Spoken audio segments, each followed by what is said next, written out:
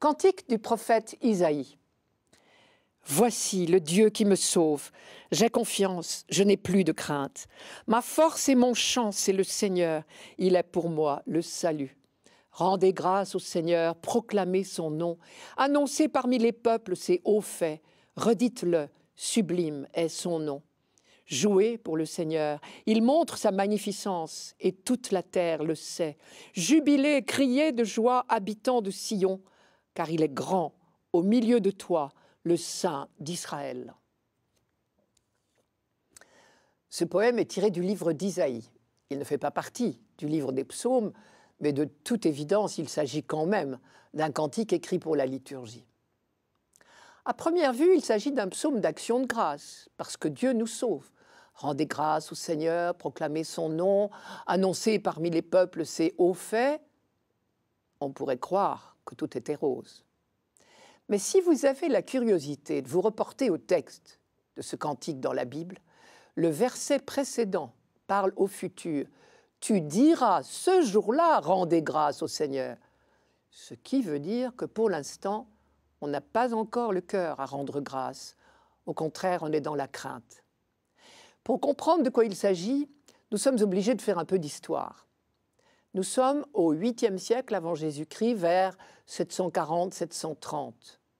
La menace de l'Empire assyrien, capitale Ninive, pèse sur toute la région. Beaucoup de textes de cette époque reflètent la crainte que faisait peser la menace de l'expansion assyrienne. Elle est à l'époque la puissance montante. Elle est l'ennemi, le danger public. Et à cette époque, le peuple de Dieu, lui, est divisé en 2 royaumes depuis la mort de Salomon en 933.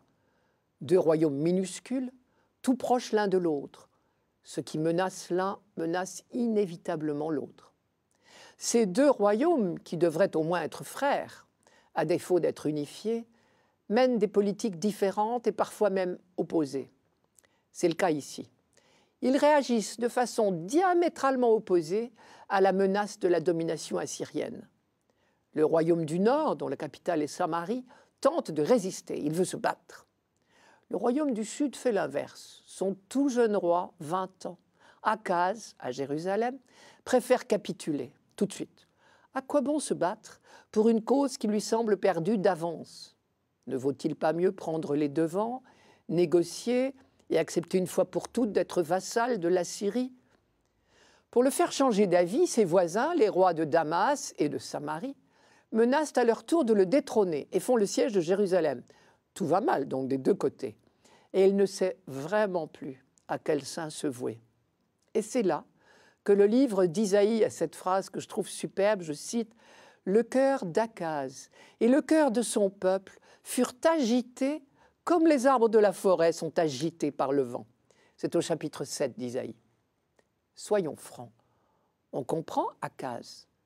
Pour un jeune homme, la charge est trop lourde et à vue humaine, il a raison, ou au moins il a des raisons. Mais le prophète, lui, vous répondra, le peuple élu de Dieu a-t-il le droit de raisonner à vue humaine? Non, bien sûr. Le peuple avec qui Dieu a fait alliance peut rester assuré en toutes circonstances de sa protection. Seulement, il faut garder confiance. Alors Isaïe multiplie les appels à la confiance. Il dit au roi Akaz, « Reste calme, ne crains pas. » Ou encore, « Si vous ne croyez pas, vous ne subsisterez pas. » On croit l'entendre dire « Homme de peu de foi. » Et les chapitres 7 à 11 d'Isaïe, qui précèdent juste notre chant d'aujourd'hui, ne sont que paroles d'espérance. Et on a là des textes que nous connaissons bien parce qu'on les lit dans notre liturgie. Au chapitre 7, il y a ce que nous appelons l'oracle de l'Emmanuel. Voici que la jeune femme, la jeune reine est enceinte. C'est la promesse d'un nouveau roi qui restaurera la sécurité à Jérusalem.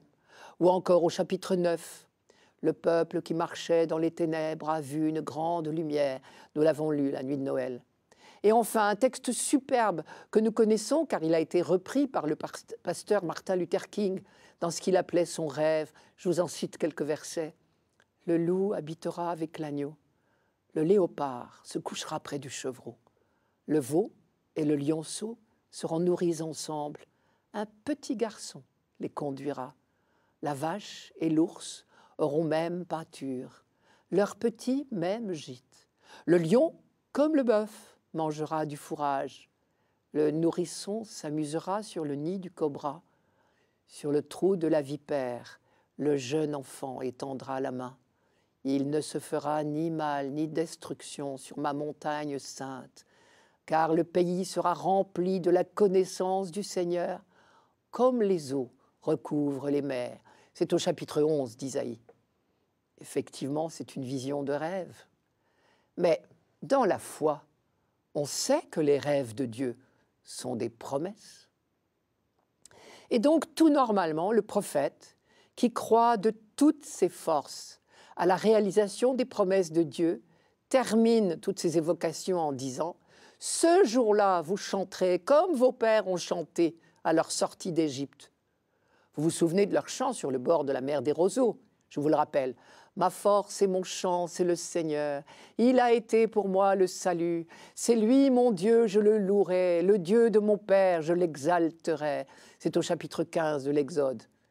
En écho, des siècles plus tard, Isaïe reprend « Voici le Dieu qui me sauve. J'ai confiance, je n'ai plus de crainte. Ma force et mon chant, c'est le Seigneur.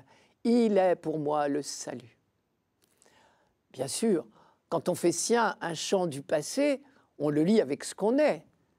Et par exemple, l'expérience spirituelle d'Isaïe s'exprime aussi ici. Isaïe a toujours été très marqué par la grandeur de Dieu, par sa sainteté.